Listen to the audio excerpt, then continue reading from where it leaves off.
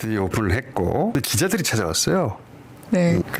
이 기자들이라는 게 제가 보기에는 직업병 내지는 그냥 병인데 이 식당을 세우기 위해서 돈이 여기서 해외로 나갔을 거 아닙니까? 그러면 해외로 자금이 나갔어? 그럼 비자금 아니야? 내가 왜 해외로 자금을 빼돌려? 정당하게 번 돈인데 전혀 부끄럽지 않은데 쓸 일 있으면 여기서 쓰지.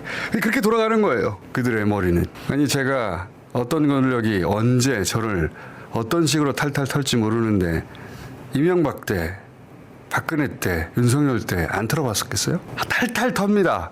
유리지갑이에요. 젊은 시절에 하고자 했던 걸 하나하나 해나가는 이 로망을 몰라. 세상에 정치와 비리만 있는 줄 알아. 어리석은 사람들이에요. 자, 뭐 제가 주장하는 바를 비판하는 건 뭐라 안 하는데 제가 동지들과 하는 사업을 건들면 저는 가만히 있지 않습니다. 1월에 손해를 끼칠 때마다 100만 배로 금융치료하겠습니다. 법학이나 언론학에는 전략적 봉쇄 소송, 영어로는 슬랩이라 불리는 개념이 있습니다. 쉽게 얘기해서 권력이나 자금력을 가진 강자가 자신에게 불리한 비판이나 의혹 제기를 위축시키기 위해 제기하는 소송을 뜻합니다. 어제 지적한 문제, 최민희 씨가 한국일보 기자를 상대로 나는 스타벅스 커피를 사서 마시지 않았다라면서 법적 대응을 운운한 행태도 이런 문제의식을 떠올리게 합니다. 이런 소송 또는 소송 위협의 진짜 목적이 무엇일까요? 반드시 승소에만 있지는 않습니다. 막대한 소송 비용과 법적 절차에 대한 공포를 무기로 삼아서 상대방의 입을 원천 봉쇄하는 것, 이른바 입틀막 효과에 있습니다. 우리 대법원 역시 공적 인물이나 공적 관심사에 대한 의혹 제기는 악의적이거나 현저히 상당성을 잃지 않는 한 널리 허용되어야 한다. 이런 취지로 판시해 왔습니다. 법이 강자의 재갈이 돼서는 안 된다는 경계입니다. 최근 김어준 씨 발언도 이 법 이론의 씁쓸한 이면을 떠올리게 합니다. 김어준 씨는 프랑스 파리 한식당 개업과 관련해서 일부 언론이 자금 출처와 투자 구조 등을 보도하니까 이를 비자금 의혹식의 접근으로 받아들이며 강하게 반발했습니다. 그러면서 자신을 향한 근거 없는 의혹을 제기하는 사람들이 있다면 가만히 있지 않겠다, 금융 치료를 해주겠다라는 취지의 거친 언사로 법적 대응을 예고했습니다. 이 친문들의 문화인 것 같습니다. 물론 누구에게나 허위 사실이나 악의적인 비방으로부터 자신을 방어할 권리는 있습니다. 김어준 씨 역시 예외일 수는 없어요. 문제는 그 방어의 방식입니다. 해외에 식당을 차리는 일은 결코 단순한 일이 아닙니다. 상당한 규모의 초기 자본, 현지 법인 또는 투자 구조, 송금과 계약 절차가 뒤따릅니다.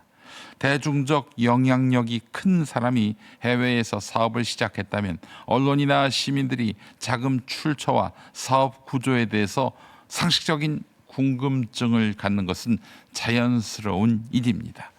궁금증을 갖는 것이 죄는 아니지요. 그런데 질문이 본격적으로 제기되기도 전에 금융치료라는 표현으로 압박하고 법적 대응 가능성을 앞세워서 질문 자체를 위축시키려 한다면 그것은 공적 인물에게 요구되는 설명 책임과 거리가 멉니다. 문제는 의혹 제기 자체가 아니라 의혹이 어떤 근거와 방식으로 제기되느냐입니다. 마찬가지로 문제는 반박 자체가 아니라 반박이 질문의 가능성까지 봉쇄하는 방식으로 이루어지느냐입니다. 더구나 그 발언의 주체가 다름 아닌 김어준 씨라는 점에서 대중이 느끼는 괴리감은 매우 큽니다. 그는 지난 세월 이른바 국가대표 음모론자라는 세간의 악명과 오명 속에서도 수많은 의혹을 제기해온 인물입니다. 2012년 대선 개표 조작 의혹을 다룬 영화 더 플랜, 세월호 AIS 조작과 외력 가능성 의혹을 다룬 그날 바다라는 영화, 그리고 최근 정치권을 둘러싼 여러 의혹 제기, 예컨대 공소 취소 거래설 같은 것, 그는 늘 합리적 의심이라는 이름으로 타인을 향해 거침없이 질문을 던져왔습니다. 그렇다면 묻지 않을 수 없습니다. 남을 향한 의혹 제기는 표현의 자유고 국민의 알 권리인데 자신을 향한 상식적인 질문은 곧장 가만두지 않을 부엄죄가 되는 것입니까? 자신이 던지는 질문은 공익이고 자신에게 돌아오는 질문은 불순한 공격이라는 식의 태도는 설득력을 갖기 어렵습니다. 본인이 쌓아 올린 막강한 팬덤과 자금력을 배경으로 소송 비용으로 맛을 보여주겠다라는 듯한 태도를 보이는 것은 그가 그토록 비판에 맞지 않던 기득권 권력의 입틀막 행태와 본질적으로 무엇이 다른지 묻게 만듭니다.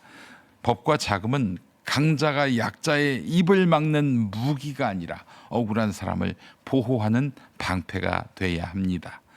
게다가 정작 그는 칼을 빼들겠다고 공언했던 사안이 있습니다. 과거 윤석열, 김건희 부부를 만났다는 의혹을 제기했던 열린공감TV를 향해서 김어준 씨는 형사 고소 또는 수사 의뢰를 예고한 바 있습니다. 그렇다면 그 약속은 어디까지 이행됐습니까? 남의 의문 제기에는 금융 치료를 운운하면서 정작 자신을 둘러싼 구체적인 논란 앞에서는 어떤 사안에는 강경하고 어떤 사안에는 침묵한다면 대중은 그 기준의 일관성을 물을 수밖에 없습니다. 권력을 감시하겠다는 명분으로 스스로 권력이 된 자들이 빠지기 쉬운 덫은 바로 나는 절대적으로 옳다라는 오만함입니다. 자신이 던지는 돌은 정의이고 자신에게 날아오는 질문은 불순한 공격으로 치부하는 유아적 이분법은 더 이상 통하지 않습니다. 공적 영향력이 큰 사람일수록 질문 앞에 더 넓게 서야 합니다. 의혹이 허위라면 자료와 설명으로 반박하면 됩니다. 악의적 비방이라면 그때 법의 보호를 요청하면 됩니다. 그러나 질문이 나오기도 전에 법과 돈의 힘을 앞세워서 입을 막으려 한다면 그것은 언론 자유와 시민적 감시를 말해온 사람이 취할 태도는 아닌 것입니다. 대중은 더 이상 그런 내로남불의 겁박에 위축되지도 웃어 넘기지도 않을 것입니다. 김어준 씨, 똑똑히 알기 바랍니다. 왜 당신만 음모론을 제기합니까? 같은 음모론인데, 주장인데.